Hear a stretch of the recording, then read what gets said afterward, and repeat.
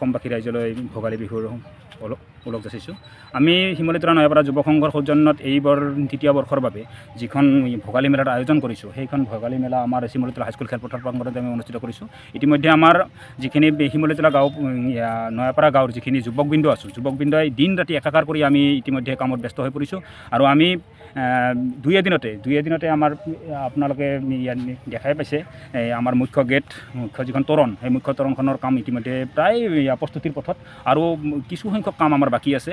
ইতিমধ্যে আমাৰ জাপি প্ৰস্তুত হৈ উঠিছে, আৰু আমি ইয়াৰ লগে লগে আমি আমাৰ যিখন খেলপথাৰ আছে, যিখন মহোৎসৱ চলি আছে, সেইখিনিত আমি চাফ চিকুণৰ ব্যৱস্থা কৰিব লাগিব।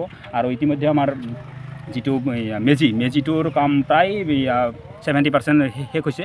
তাৰ লগে লগে আমি এনে এটা পৰিৱেশ সৃষ্টি কৰিম, আৰু যিখন আমাৰ মূল মঞ্চ হ'ব, যিখন মূল মঞ্চ একদম খোলা মঞ্চ হ'ব, খোলা মঞ্চখনত আমি এনে এটাই দেখাৰ কাৰণে চেষ্টা কৰি আছোঁ, যিখন ৰংঘৰৰ বাকৰিত যেন আমি বিহু নাচি আছোঁ বা নৃত্য কৰি আছোঁ, এনে এটা পৰিস্থিতি আমি দেখুৱাম। যদি ভগৱান আমাক ভালে ৰাখে তেতিয়াহ'লে আপোনালোকে নিশ্চয় দেখিবলৈ পাব। আৰু লগতে আমি যিখিনি চাওঁ, ভগৱানে যদি আমাক আৰু দিয়ে, এইকেইদিনৰ ভিতৰত আমি গোটেইখিনি কাম সম্পূৰ্ণ কৰি তুলিব।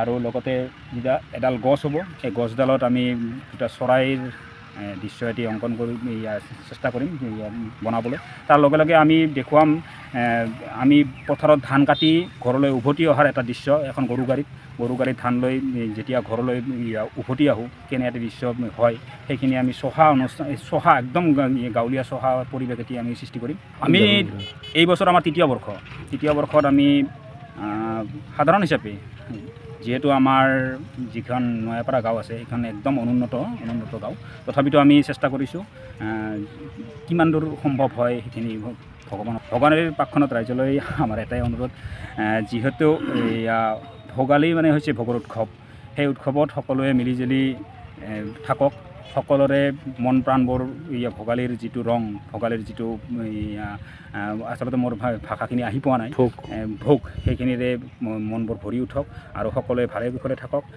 পৃথিৱীখন সুন্দৰ হওক, এই কামনা।